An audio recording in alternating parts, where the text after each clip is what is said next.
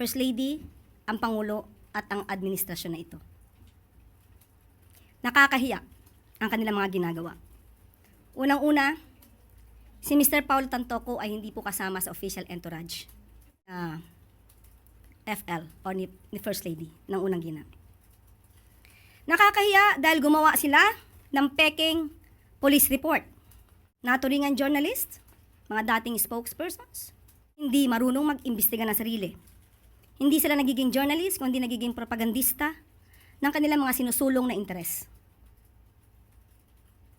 Ang sinasabing police report na naipost sa Facebook ay isang malaking kasinungalingan. It's a fake document. Pero how's the First Lady use it? Walang...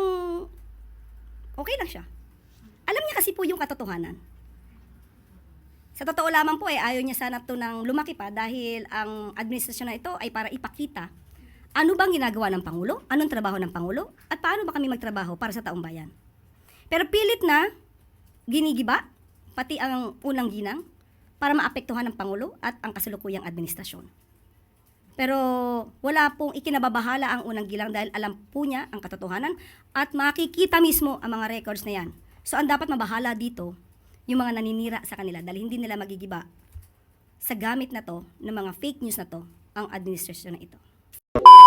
Finally mga kababayan, nagsalita na nga po itong si Yussi Claire Castro, no, dito po sa issue mga kababayan ng pagkasawi ni Paulo Tantoco doon sa Amerika, na kung saan itinanggi po niya mga kababayan, no, na may kinalaman itong si First Lady Araneta Marcos mga kababayan. Nang una ay hindi po kasama sa official na entourage, no, itong si Paulo Tantoco doon sa Amerika, na kung saan bumisita nga po itong First Lady kasama pang ibang mga Pilipino para i-promote itong Filipino films mga kababayan doon sa Hollywood.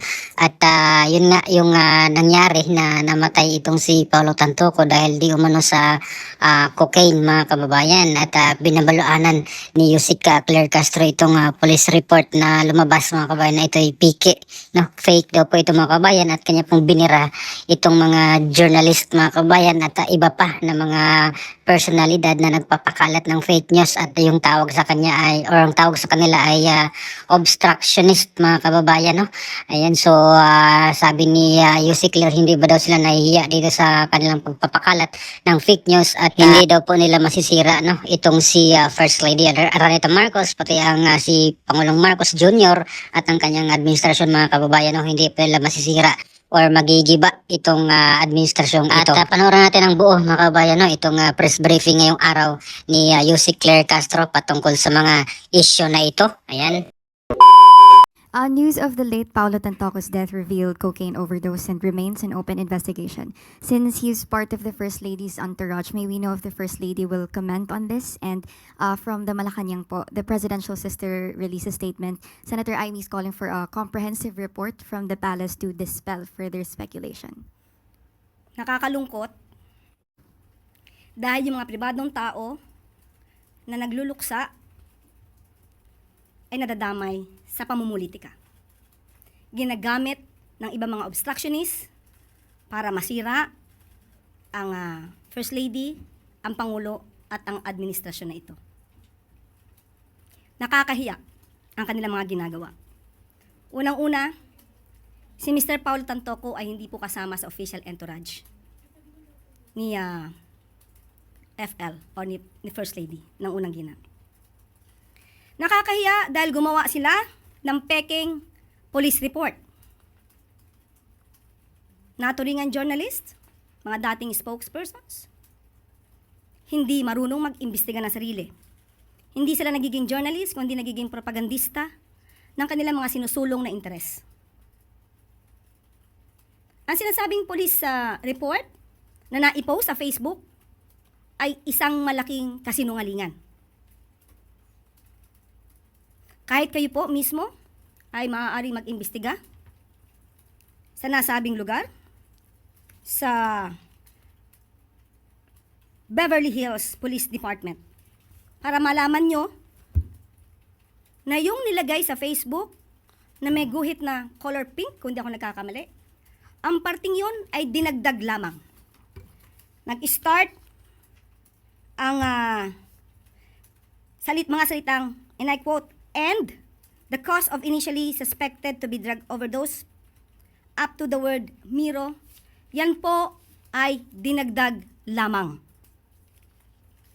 Ito ay mga gawain upang masira ang unang ginang, ang Pangulo, at ang administrasyon na ito para sa pampersonal na interes.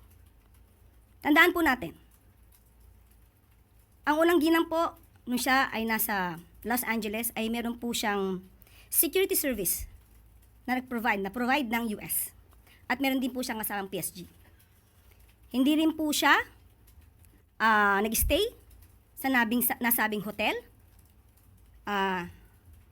ni Mr. Tantoco. Iba po ang kanyang hotel. At meron po siya mga activities, March 8. Kung pwede po nating maipakita sa monitor. March 8, makikita niyo po sa screen na mayroong konsyerto para sa Filipino. Makikita niyo sa larawan din, Secretary Cristina Frasco. March 8 yan ginanap, hapon hanggang gabi. Papaanong masasabi ng mga obstructionist na to, ng mga fake news peddlers na to, ang patungkol sa nakita nilang mga tao doon sa vicinity? Kaya po yan ay dinagdag lamang. Nandito naman po yan sa Facebook ng unang ginang. Pero kahit ito po ay nasa Facebook at ito po ay nai-report naman, pilit nilang binabago ang kwento at nakakalungkot dahil kapwa Pilipino ang kanilang niloloko para sa kanilang personal na interes. So muli, sa mga journalist na nagpapanggap na kayo journalist, pero lumalabas na kayo propagandista, maawa po kayo sa bansa. Maawa po kayo sa taong bayan. Huwag niyo pong lokohin ang mga Pilipino.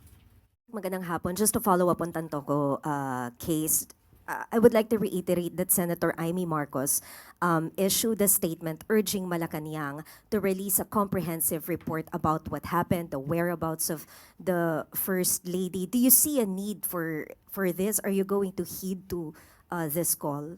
Nagsalita na po ako ngayon. Pinaliwanag na po natin lahat ng mga katotohanan. So, wag po tayo kasing maniwala masyado sa drama, sa gimmick, sa gawa-gawang kwento. Siguro din tayo po bilang miyembro ng media, kaya din po natin alamin kung ano ba talagang katotohanan ito. So, sinasabi ko na po, yung police report na yan, it's a fake document. Pero how's the First Lady, Yusek? Walang, okay lang siya. Alam niya kasi po yung katotohanan. Sa totoo lamang po ayaw niya sana ito nang lumaki pa dahil ang administrasyon na ito ay para ipakita ano bang ginagawa ng Pangulo, anong trabaho ng Pangulo, at paano ba kami magtrabaho para sa taong bayan. Pero pilit na ginigiba, pati ang unang ginang, para maapektuhan ng Pangulo at ang kasalukuyang administrasyon. Pero wala pong ikinababahala ang unang ginang dahil alam po niya ang katotohanan at makikita mismo ang mga records na yan. So ang dapat mabahala dito, yung mga naninira sa kanila dahil hindi nila magigiba sa gamit na to, ng mga fake news na to, ang administrasyon na ito. Quick follow-up lang dun sa Tantoco. Are legal actions being contemplated, lalo na dun sa mga nagpakalat nitong fake na police report, especially that this concern the First Lady po? Pag-aaralan po yan.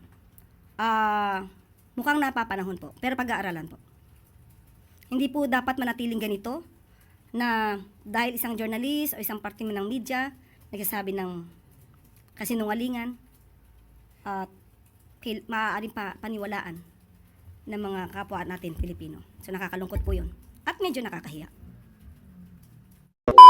At yun mga kababayan, no, yung press briefing ni Yussi Claire Castro at pansin ko parang gigil talaga siya mga kababayan dito sa kanyang pagsagot, no, dito sa mga katanungan ng media. At actually tatlo lang naman po yung nagtanong dito na mga reporter, no, itong si bilyonaryo reporter at si Maricel Halilin ng TV5 at si Pia Gutierrez ng ABS-CBN. Sila po yung tatlong reporter lang yung nagtanong patungkol dito sa issue kay Paulo Tantoco, mga kababayan. At yun nga po mariing tinanggi no, ni Yussi Claire Castro na may kinalaman itong si First Lady doon sa pagkasawi ni Paulo Tantoco kasi unang-una hindi po daw sila or hindi siya kasama sa official entourage at hindi daw po pumunta doon si First Lady Araneta Marcos no or First Lady Liza Araneta Marcos doon sa hotel kung saan mismo ay nangyari yung pagkadisgrasya no, ni Paulo Tantoco, mga kababayan.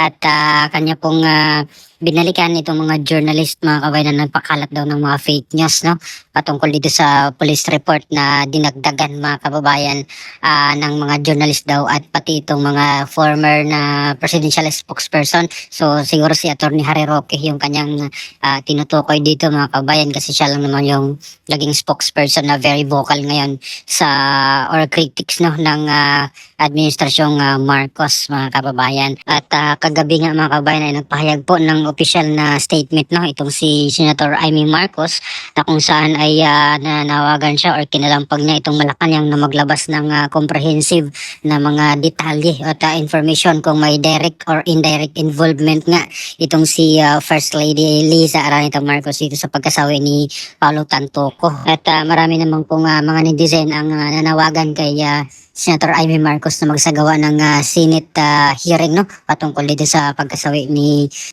Paulo Tantoco, although siya po ay private citizen or private individual no, hindi mo po siya kasama sa or hindi siya empleyado ng gobyerno. At yun nga, sinabi ni Yussi Claire Castro, hindi po official na entourage no, or kasama sa entourage itong si Paulo Tantoco doon sa California nung pagbisita nila doon sa kasama ang si First Lady Liza Araneta Marcos para nga po i-promote yung film ng Pilipino, mga kababayan, doon sa Hollywood. At pinag-iisipan daw, mga kababayan, ngayon kung sasampahan ng reklamo no itong mga nagpapakalat daw ng fake news laban dito sa paglilink nila, mga kababayan, kay First Lady Araneta Marcos dito sa pagkasawi ni Paulo Tantoco. At matatandaan natin, mga kababayan, na itong issue na ito ay una na pong diniscuss no ni Maharlika doon sa Amerika, pati si Dane Chase na isang Pilipino doon na nasa California rin nakabase, mga kababayan, ay itong topic na ito ay kanila pong pinag-usapan din nung March 8 pa or nung March pa, mga kababayan. At maging si VP Sara Duterte, mga kababayan, ay meron din po siyang sinabi patungkol dito no nung panahon na nasa labas po siya ng Villamor Air Base ay nasabi niya po dito, mga kababayan, kinonect niya po itong pangyayaring ito na meron di umanong malaking krimen na nangyari doon sa Amerika, kaya pinilit po nilang bitbitin itong si Pangulong Duterte doon sa dahig niya, Netherlands, para daw po matakpan no yung issue na yun, mga kababayan. At yung nga lang no, or nung nakarang araw lang ay inilabas ito sa mga mainstream media dito sa ating bansa no, kagaya na po ng Billionaire Channel, yung Net25 ay meron din po silang balita patungkol dito, mga kababayan. Pero yung ibang mga network kaya ng TV5, GMA at ABS, parang wala pa yata silang ano dito, mga kababayan, no, yung police report no, parang hindi nila binalita, wala akong nabalitaan, or kung baka meron man ay hindi ko lang nakita. Pero yung Billionaire Channel at Net25, yun yung unang mainstream media na nagpalabas no, nakita natin na meron silang balita tungkol dito sa police report na inilabas po ng Los Angeles Police or County no, yung police na naglalabas nga po ng legal or medical record no, pagdating doon or sa pagkasawi ni itong dahilan ng pagkasawi ni Paulo Tantoco. So ano pong opinion nyo, mga kababayan, dito po sa issue na ito? Ayan, so please comment down below. Maraming salamat. God bless po sa ating lahat.